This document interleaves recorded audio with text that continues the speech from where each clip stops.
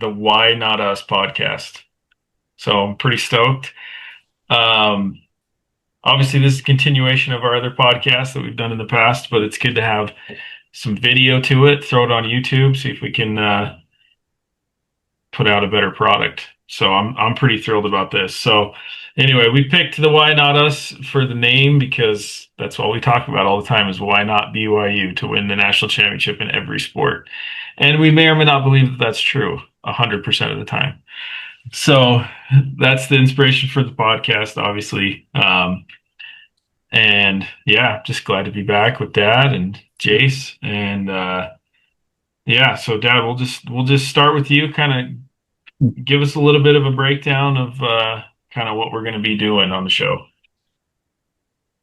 Well, so the part of the show will be we'll do a preview of the upcoming games every week.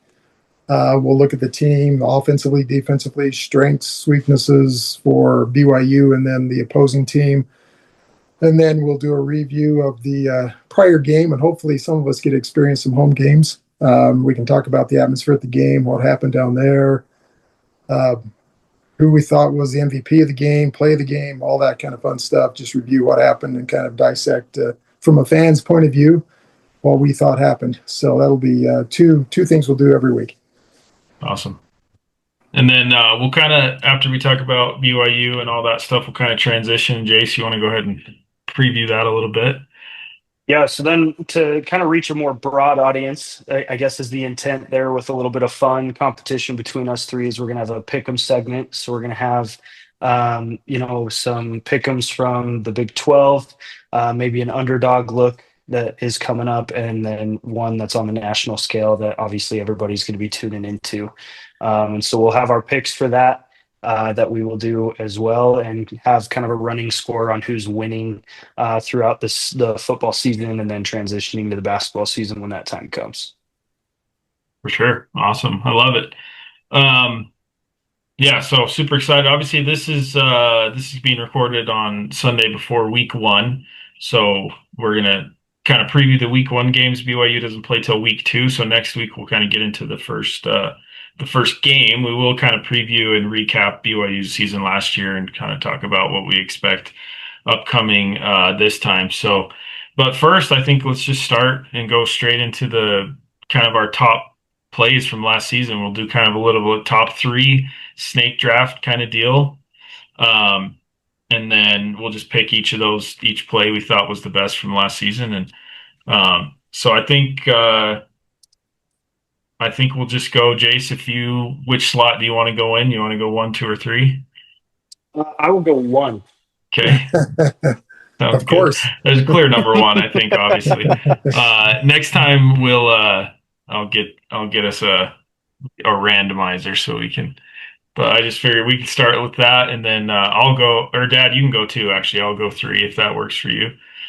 And then we'll just snake it around. I think there's a clear number 1, but anyway, so let's.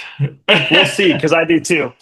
So, okay, well, we'll start with Jace. Let's go with that. Okay, so for my number 1, I think it is absolutely clear the Will Ferrin kick against Utah. For the lead for BYU. Snap, hold, kick, on the way. Kick is good! I happened to be at that game. I went with Utah fans, and so literally leading up to the end of that game, they were already smack talking. I was in a terrible mood, and then my spirits were lifted with a call that went in our favor that the Big 12 did review and confirm. So anybody who's hating on that can pound sand. But yeah, clear number 1. Good, incredible win and clutch kick. Yes, for sure. Well, I'm going to go number 2, and I got a couple. Or are you going number 3? I'm going 3. That's correct. Dad, Yeah, you're G's 2. 2. Dad, you're up. Sorry, Good. didn't mean to interrupt Okay. there. No, that's good. Getting excited for these. I am. I got some good ones. There are some good ones. That was Jace. That was one that's up at the top there, but one that always sticks out to mind is Parker Kingston. Well, now the punt. And that one might have been touched, maybe. Scooped up by the return man, Parker Kingston. And now he's going to turn the corner. There he goes. Kingston to the 50. Still going. Kingston. Touchdown.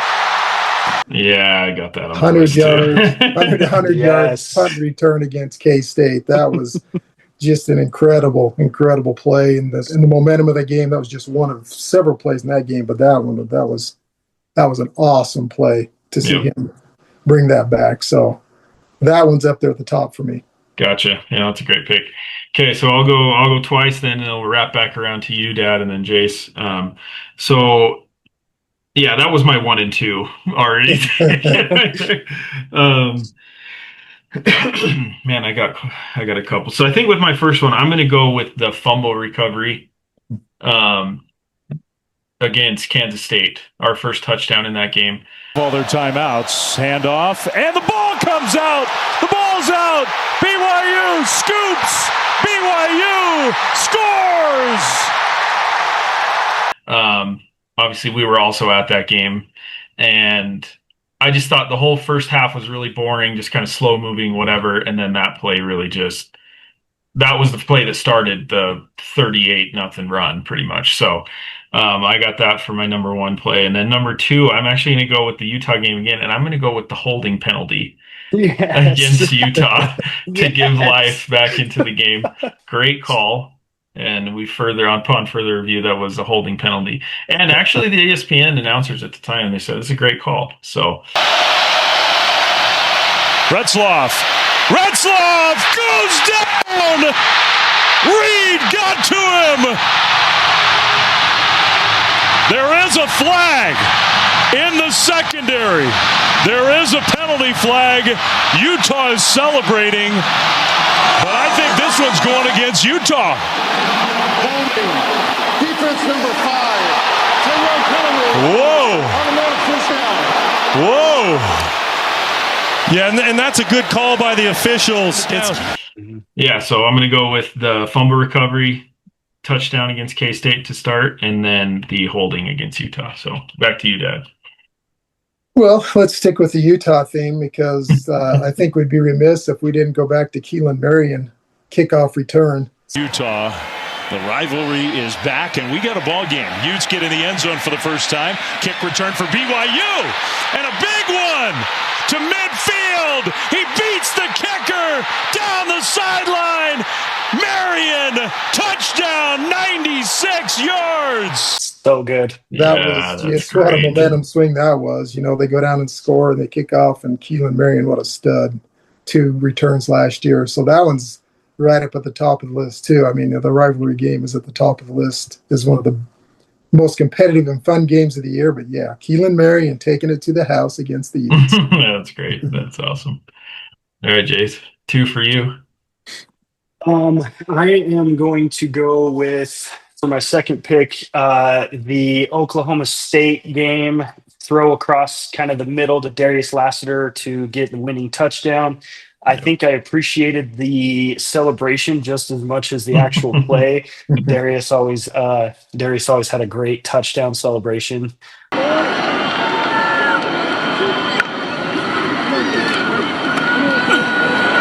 Happy feet, downfield, caught, broken tackle, Lassiter, touchdown! Are you kidding me?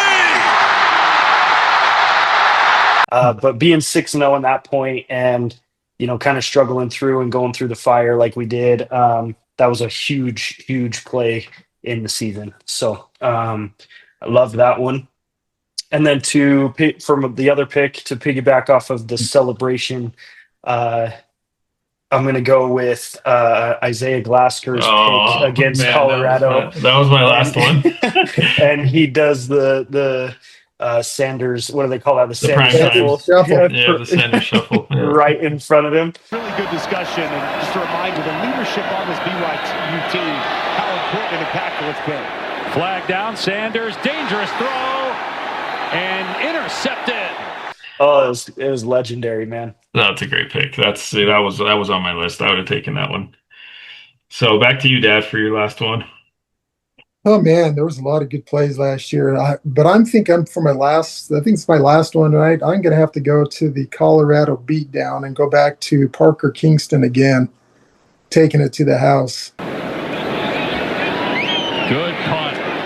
Kingston with some room into Colorado territory. He might go past the 20.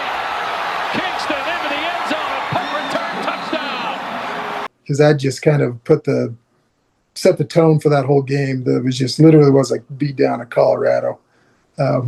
We had 2 punts returned for touchdowns and 2 kickoff returns for touchdowns last year. Yep. So huge. Special teams was huge. So there we go. The Parker punt return, correct? Yep. On that one. Oh, awesome. Okay. Well, I'll finish it off. I'm going to go not really that big of a game in terms of season impact, but I'm going to go with the Tanner Wall INT against Arizona Oh yeah. on the 1 yard line. And then the preceding 99-yard touchdown drive after that. So that was probably one of the most athletic plays I saw all season was that interception. Fafita with time. Hit as he throws.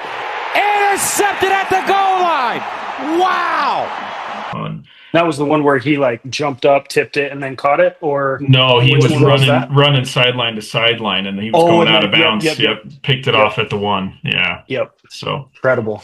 Love that play. So we'll just quick recap. So Jace has got Will Farron kick to beat Utah, Darius Lassiter, Jake Retzloff to beat Oklahoma State at the last second, and the Glasker Sanders Shuffle INT. And then Dad's got Parker Kingston on the punt return against K-State, Keelan Marion kick return against Utah, and then the other Parker Kingston punt return, which is wild that we're even talking about multiple kick and punt returns for touchdowns. His whole pick of the special teams. But it never happened in BYU history that we've had that many freaking returns. So anyway, awesome. Okay, well, that's a pretty good list there. Then your list, did you do yours? Oh, correct. And then I've got the fumble recovery against K-State. I've got the holding call against Utah, and then the Tanner Wall interception against Arizona. So such good plays, man. Love it. Yeah, it's a good list for all of us, honestly. A lot of defense and special teams, honestly, which is great. So yeah. Anyway, okay. Well, with that, let's just kind of head and preview next season. Just kind of talk about Big 12 stuff, and I guess I'll go ahead and get started a little bit. Talk about BYU. So this will be their 3rd season into the Big 12. First season was okay, 5-7. That was just kind of getting into the game, and it was a tough season. But I felt like we played really well. I feel like that season could have been 8-4 pretty easily, 9-3. Obviously, last year, second season, we go 11-2, have a great bowl win. We're right outside the playoff, right outside the Big 12 conference championship. So in terms of being introduced into the Big 12, going into our 3rd year, I think we're kind of solidifying ourselves as one of the best teams in the conference, at least one that will compete for a conference championship every year. And just a couple of notes about recruiting and money and stuff like that since we joined the Big 12. So this is according to some Sports Illustrated articles, but prior to joining the Big 12, I think on average, and in 2021, there was about $700,000 spent on recruiting compared to moving into the Big 12. We're up to almost 1.7 million is the estimate. So double, if not more than that, spent towards recruiting. And then along with that, we were averaging anywhere from 50 to 70 in the rankings for recruiting class, and now we're in the top 40, top 25, depending on the week so far that's been going. So I just see us moving straight into the Big 12 with no problem. We've already proven that we can compete. So I'm looking forward to that. I think this year will be really telling for that too, because you have the first year that wasn't that great, second year that was incredible. I think the 3rd year kind of solidifies that spot, even with the adversity that we might be going through as a team. So really excited to see where this lines us up as far as consistency. It's a great conference. Yeah, no, I'm excited. It's good to have a conference to follow. I mean, it's the third year we're in there, but it's nice to be able to follow other teams and kind of go with the whole flow. So anyway, Yeah, with it'll be interesting to see. We have the number 20 recruiting class for 2026 in the nation. mhm. So this year's exciting, but I think, man, the future looks good. Yes, it does. Yes, it does. So with that, Dad, you want to go ahead and just give us BYU's Big 12 schedule and kind of what you're seeing there? Yeah, so it's one of those that you don't know with the conference. You look at the schedule, and our conference openers in Colorado, which is a rematch of the bowl game. So that ought to be fun. Colorado will be rebuilding, and we haven't played yet at Colorado for a while. We get to play at Iowa State. Iowa State is, That's gonna be you tough. know, that's going to be a tough game playing at Iowa State. That'll be tough. We had Texas Tech playing them this year also. That'll be a tough game. You Which know, Texas Tech is picked to be up there in the Yeah, championship game yeah, potentially. Yeah. word is they spent a lot of money. Hmm. yeah, it'll be interesting to see with all the money they spend if it all comes together on the field. So that's the hope, obviously, for any team. Arizona, that's a game that's, man, we've dominated Arizona in the past, but we'll see. Obviously, Utah at home is a big game, the rivalry game. We're going for 3 in a row against the Utes. Be so big. That would be awesome, just absolutely awesome. It's TCU, play them again this year. Haven't we didn't I don't think we played them last year. Mm-mm. Correct, we did not. And that seems to always So be a tough game for us for whatever reason. It's almost yeah, kind of like a mini rivalry with them Yeah, from the it Mountain is. West states. I agree. yeah. So it's then we've got Cincinnati and UCF at the end of the season there, and who knows? I mean, Cincinnati, we go to Cincinnati. UCF has to come to Provo in the cold weather. I think obviously gives us an advantage there, but it's so hard to know what the schedule is because you look at it and we don't play K-State Yeah. this season. There's a couple other teams at the top that we don't play. However, it's just, man, it's so hard to say because you look at prognostication and they're saying that we have one of the easier schedules, but I don't know about that. It remains to be seen what happens. Yeah, preseason is just you never Yeah, know. You never know. yeah, you don't know. Well, and I think that's the beauty of the Big 12, right? In comparison to like other conferences, there's not an established 1 and 2, in my opinion. Yeah. There's probably Agreed. 6 or 7 of us that could be at that 1 and 2 spot at any given year. And so, like, for example, like Texas Tech, it could be them this year. Oklahoma State, Mhm. they could be up there. They're predicted to be really good this year. Is Arizona State going to go back to back? How good is Iowa State going to be with their returning people? Like, that's one of the beauties I love about this conference is it is anybody's game as far as making it to Arlington. Well, and last year we were talking, there were 2 games left in the season, and we were talking about all the scenarios to where Colorado could be in the Big 12 championship game. And like, if Yep. the right teams lose and win, I mean, it went from Colorado or K-State, could have been Iowa State, and BYU could have been Arizona State. I mean, there was 5 teams with 2 weeks left that were still mathematically in the race. So Mm-hmm. yeah, to your point, it's just anyone's game. And where there's teams that don't play each other every year, you're always going to have that. Right. So anyway, Yeah, yeah, missed the West Virginia home game. I knew there was one I'd missed in there. yeah, I mean, you look at it right now, it sounds like a favorable schedule, but man, the last half of that with at Iowa State, at Texas Tech, who knows with TCU? I mean, they could be tough. So it'll be fun like always. yeah, definitely. So yeah, with that, talking about the Big 12, Jace, you just want to give us perspective on where they sit in terms of rankings or everything amongst the P4 conferences and all that.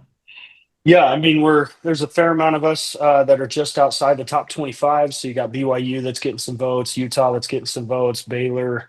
I think that's it. I think there's 3 of us that are getting a considerable amount of votes that aren't already in there. Then you got Right. Iowa State and Arizona State that are already in the top 25. So, I mean, you're looking at almost half the conference in the top 25 or just on the cusp of being in there. So in comparison to the other conferences, I mean, yeah, you've got the SEC that's going to be the dominant. You can have your Georgia and your Texas and your Alabama, LSU. They're going to be absolutely killers, and that's to be expected. Same with the Big Ten, the Ohio State, Oregon, all that fun stuff. Right. But I would put us above the ACC pretty easily. Yeah. Even with the talent that they have with Clemson and SMU now, I think is a great addition to the ACC. Duke, I think, is going to be someone that helps that conference. But yeah, I think in comparison, I'd put us at probably the third best conference with the highest ceiling is how I will caveat that. Yeah. I think because like I said, and like to your point, Houston, last year there was 3 or 4 of us that could have been in the conference championship, and arguably 2 others probably that could have been in the college football playoff. And there was a good argument for those, BYU being one of them. Yeah. And so, yeah, when you've got 2 to 3 teams that could be in the college football playoff every year, you've got a really powerful conference. Agreed. Yeah, agreed 100%. I think you're spot on with having the highest ceiling, because if you look down the line, there's 4 teams already in the top 25. If they, have decent seasons, they'll be there. BYU will be in the top 25 at some point. Utah potentially, we'll see where they go. Baylor, same kind of thing. But yeah, I mean, there's argument to be made. I mean, I think there's probably a clear 1 and 2 with SEC and Big Ten, as much as I hate to say that, but there's 18 teams, so it's tough to deal with that. But as far outside of that, I think the Big 12 is definitely right there on their heels. Be interesting to see. I don't know how many matchups we have Big 12 SEC or Big 12 Big 10, but it would be interesting to see how those play out, and especially into the bowl season. Kind of that's our only metric to see against the conferences. But and to your point, we're going to be cheering on all the Big 12 teams with the exception of Utah. I hope they lose every game. But yeah, it's going to be fun to cheer them on against those other conferences as well for that reason. Yeah. One of the detriments of the Big 12 is you've got so many teams that compete. Top to bottom, it's the toughest conference. Yeah. Because, you look at the SEC and the Big 10, you've got 4 or 5 teams at the bottom. Looking at last year's records, some of those teams, I think it was Mississippi State was 0-8 in conference or something like that. So you've got some teams at the bottom of those conferences that are not great. And the Big 12, I think top to bottom is the toughest league, which makes it tough to get multiple teams in the playoffs because we beat each other up. Right. Yeah. Oh, great. Top to bottom, there's no question. The worst teams in the Big 12, I think, are, well, we proved that last year. The worst teams in the Big 12 did play the worst teams in the SEC, and the Big 12 had a better record amongst the lower seeding teams in each conference. So, yeah, it'd be interesting to see how it plays out. Well, I think the big thing moving into this season, since we're kind of previewing the whole season this week, is the quarterback situation. I mean, obviously, we know that Jake's transferred to Tulane. Was the starter for basically 2 years. It sounds like, unless I'm missing anything, Bear is going to be named the starter. So yep, that's what I'm seeing. Pretty thrilled about that. And I know you had some takes on that, Jace. So yeah, what do you think about that, having Bear start and what that does for replacing Jake? So buckle up, fellas, because I'm going to give you a hot take here. I think we are going to see an improvement in the quarterback position with a true freshman coming in. And that is no slam on Jake. I wish him the absolute best at Tulane. He did great things for us last year. He's a phenomenal guy. But I watched the cut series that BYU puts out, and I watched every single one of them last year. From last year, I watched all of them yesterday. And it just posed the question. I'm like, okay, as I'm watching that, obviously the cut series is going to highlight the most incredible plays of the game and all that stuff, but there was still, it showed the flow of the game in a nutshell. And there's just a lot of turnovers and a lot of, we were in some dicey situations, particularly like Oklahoma State, late game SMU, different things like that when it came, Arizona State, all that stuff. And so I was like, okay, I want to know how responsible the quarterback was for those things. And this is an interesting stat and why I have my hot take. So in last year's season, I have the stats over here, so I'm just going to kind of read them. Jake was responsible for 15 turnovers. 12 of them being interceptions, 3 of them being fumbles, and 4 fumbles that were recovered by us that he still committed. Wow. So we got lucky. So he had, I'll call them harm's way plays. So put the ball in harm's way. He had 19 plays roughly that were in harm's way and had 20 touchdowns. So he was about pretty close to break even. Now, I want to give him credit. His 2-minute offense in the Utah game, his 2-minute offense in the Oklahoma State game, in the Arizona State game, even if it didn't go our way, he was incredible. But my argument is I don't feel like we would have been in those positions in the first place if we would have just had a better sense of ball security. And as a fan, when I watched him and I knew he was running the ball, I was fearful of a fumble. It was almost coming out every time. When we weren't in the 2-minute drill, I was concerned about potential interceptions being thrown. And so he had about half of the team. He was responsible himself for about half the team's turnovers last year. You had the one-offs like the Gary Bohannon, one in the Alamo Bowl. I think Hinckley threw one, with a run up the middle that he tried to dump over the top. There's always going to be those one-off turnovers that we have. But there were some pretty clear ones, in my opinion, that directly came from Jake that put us in positions to where we had to run the 2-minute offense to perfection in order to keep the game alive. And so to my point, where I think we're going to see an improvement is I think the offensive shift is going to be very heavy on the running game and not putting this true freshman in a position where he's going to have to make some turnovers. Now, is he going to be perfect? Absolutely not.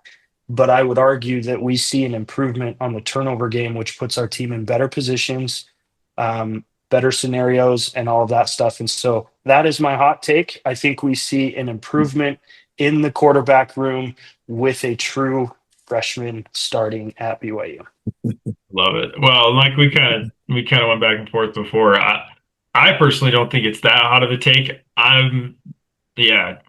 I think Jake ranked 80 something among quarterbacks last year, and we need a quarterback who can be better than 80th in the country. And we had an 11-2 season, close to the playoff, close to the championship. We got a quarterback who's ranked 60th in the country. We're going to the playoff. I mean that's where I'm at. So, what are your thoughts there, Dad? Well, yeah, I mean, my thought is with this, if you're going to, obviously they're going to start whoever they think is going to give us the best chance to win right now. And if he's the man, I think I'm down with that. But again, going back to Jake's stats last year, if you can have a quarterback do similar stats this year, why not have similar record, I guess is my point there. So those were not gaudy numbers. A true freshman's going to have some turnovers. He's going to do some of those things. You're going to go, what was he thinking there? Jake did that last year. So I think if we can approximate about the same thing at the quarterback production this year as we did last year, I think we'll be okay. I think we'll have a pretty good season. Agreed. Yeah. And, it's tough being the quarterback. He touches the ball on every play pretty much. Correct. So being accountable for the turnovers, obviously he's got a bigger chance at doing that. But having said that, a lot of those were more or less like just handing the ball over. Yeah. It wasn't like defense had made a great play. It was kind of more we screwed up and missed the opportunity. So, yeah, I think, it's tale as old as time. Everybody's going to talk about ball security and turnovers. But, to Jace's point, I think we're going to lean heavy on the running game. We got Sione Moa and LJ Martin, who are going to be awesome. And even Bear is going to bring an aspect to that as part of the run game as well. So, yeah, I'm really excited. Pretty much bringing back the entire team. Defense sounds like they're incredible through camp so far. So, yeah. The interesting thing for me that, again, after watching the cut, just because of the lack of knowledge of what we're seeing, I think the wide receiver room scares me more than the quarterback room. Yeah. We are going to miss Darius Lassiter and a Keelan Marion. Yes, we got Chase back. Yes, we got Parker back, but we have unknown. How good is Cody going to be? How good is JoJo going to be? How good is Tiger going to be? We just don't know. Yeah. And so I think there's more of a question mark in the wide receiver room than there is the quarterback room, just based off of who we lost and how much of an impact they made. Like Darius was a freaking stud last year. Mm-hmm. My hot take is I'm going to disagree with Jace. I think that the wide receivers room is stacked, and there are going to be some studs there based on the playing time. I think one of the nice things, not at all positions, not just wide receiver, you look at how many guys have played. Yeah, it's true. Already. We just you go offensive line, defensive line, cornerbacks, running backs, our depth. So where I'm going with that is our depth is as good as it's ever been. Anyway, but there's a lot of questions at a lot of positions. I mean, I think potential's there. Quarterback potential's there, wide receiver potential. And so to Jace's point, which I do agree with, until you get out in the game and perform, it's kind of one of those unknowns. What are we going to get? Yeah, agreed. So it makes a good point there. And it's not even bringing up the tight end position. I mean, that's been irrelevant for a couple of years, frankly. So, we'll see what we get out of the tight end position. I mean, things look good there too. So, it's exciting. I mean, I hate to go in with expectations because, just breaks my heart every time, but I got some good expectations this year. So. Well, the expectations come from, switching from the offensive talk to the defense. Oh my God. Again, back to the cut. I think Isaiah Glasgow had a highlight play in every single one of those episodes, as well as Jack Kelly. Yes, we're going to miss Harrison, but holy crap. Isaiah and Jack are going to be NFL talent. Yeah. And we got them both. They are going to absolutely dominate teams. And then obviously Keanu Tonavasa on the front, getting some pass rush. Tanner Wall's coming back. He had some highlight interceptions. It'll be interesting to see. The biggest question mark is the cornerbacks. Jacob Robinson was an absolute dog last year, so we'll see how they replace him. But that's the only question for me and on the defensive side of things is that, because other than that, we are stacked with some dogs. Yeah, I agree. And I think, last year and moving into this year, I think the secondary is going to be the most underrated part of the defense. They're gonna shine. They're gonna shine a lot. So I'm stoked. Yeah, good stuff, man. Yeah, I'm really excited for the season. But okay, well, we'll kind of talk some more about that next week when we get to the Portland State preview and kind of when things are a little more nailed down in terms of lineup and things like that. But now I think let's move into the week 1 games. So there's only 5 games, so we're gonna go ahead and pick all of them. I think the biggest game here, obviously, the Iowa State Kansas State Big 12 game right out the gate in Dublin, Ireland. That's gonna be an interesting game. So yeah, I'll start with you, Dad. Who you got? Kansas State, Iowa State, and then just go down your picks there, and then we'll go to you, Jace, and then I'll finish it up. Awesome. Yeah, just to comment on that Iowa State K-State game for all the BYU Utah fans that are whining about not having the rivalry game on Thanksgiving weekend. How would you like to play your rivalry game week 0 over in Dublin, Ireland? Farmageddon in Ireland, yeah. Your rivalry game before you even got the rust off the cleats for the year. But anyway, who knows? I'm leaning. I went with K-State on that one. To me, it's kind of a coin toss, but I think K-State had a little more coming back than Iowa State in some key positions there. So, I think it's going to be a really close game. That thing should be a barn burner. They've got it as a 3-point spread. I think that's what it's going to be. Yeah. But I'm going to lean into K-State. Idaho State at UNLV, enough said. Idaho State.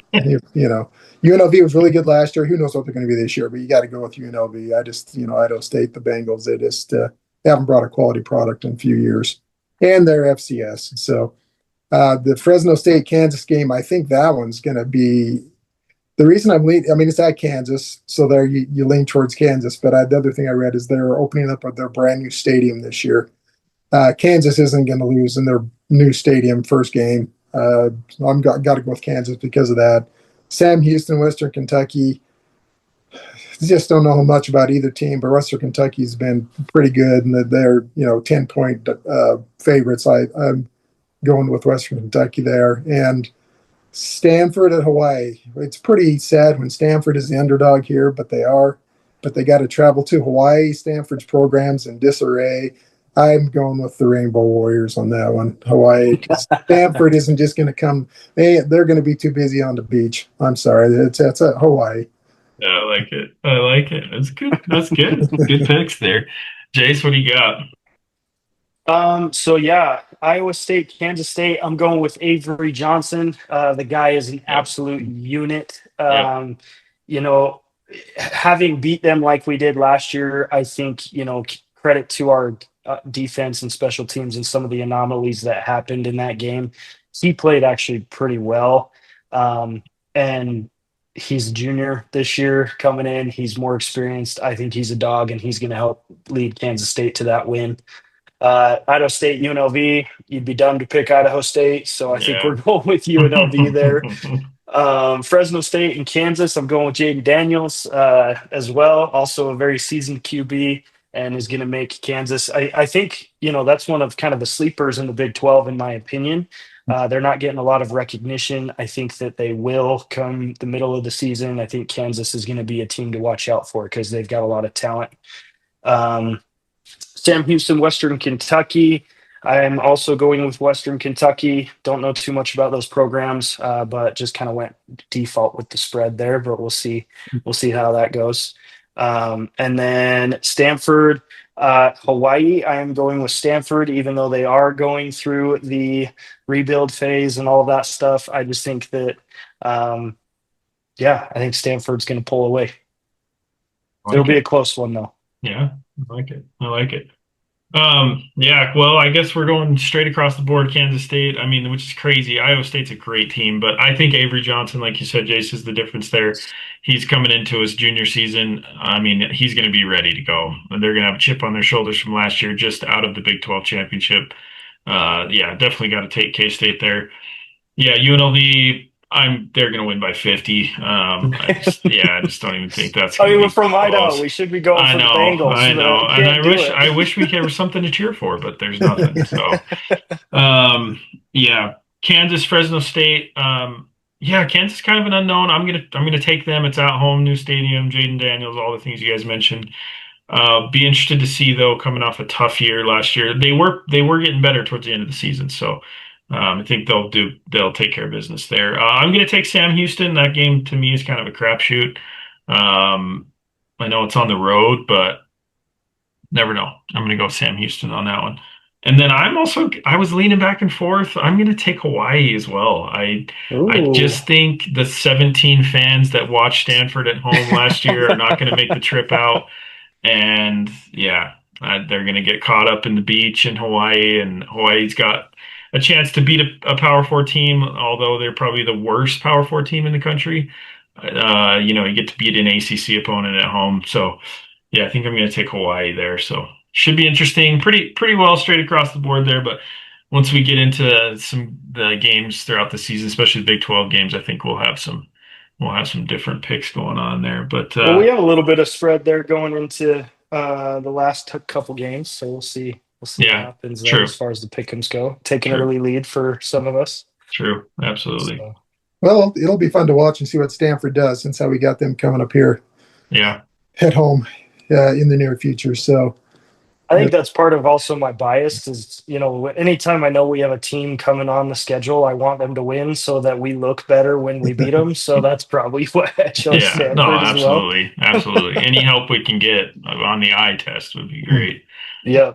But anyway, okay. Well, any parting thoughts, fellas, for the first episode? I'm super excited. I hope, we're going to have a great season. I look forward to talking to you guys about it every week. So, any final thoughts? I'd say, again, just sharing the excitement, not only about BYU football, but this podcast is going to probably cover BYU basketball as well. Correct. Which is a whole other topic that we could spend another hour long discussion on about our excitement with them. But just what a time to be alive, to be a BYU fan. And so to be able to talk about it on a weekly basis is going to be really fun to share and experience with the fan, like as a fan. I don't know if you're going, G, but I know Houston and I are going to the Portland State game here in a couple weeks. So that increases the excitement and stuff. Yep. And so we're going to be pretty amped up here come a couple weeks. Yep, I think I should be there. Well, I'm hoping that home opener that we see 2 quarterbacks play, and we see 2 play because we beat them by 50. Yes. Yeah. No, it's exciting. It's fun, and the unknown. That's what makes it so fun. I mean, all the anticipation and all the hype. I mean, reading all the teams with their expectations for the year, but man, it doesn't really matter until you get out there on the field and show you what you can do. But that's what makes it fun. That's why you play the games, right? Yes, exactly. Cool. Well, I'll just finish it off. Obviously, we'd love to get the word out there. So we'll be on YouTube. We'll have audio on Spotify as well, and Instagram. So all of those handles are the same. It's Y_not_us_84. I'll have that on the screen as well, so you can find that on Instagram. This will be on YouTube. We'll have the audio on Spotify. So yeah, like and subscribe there and share it to everybody else. And Cougar Nation's worldwide, so hopefully we can get it out there and get the discussion going. But great first episode, fellas. I'm looking forward to next week and to keep it going. So go Cougs, babe. Yeah. Go Cougs. Get it.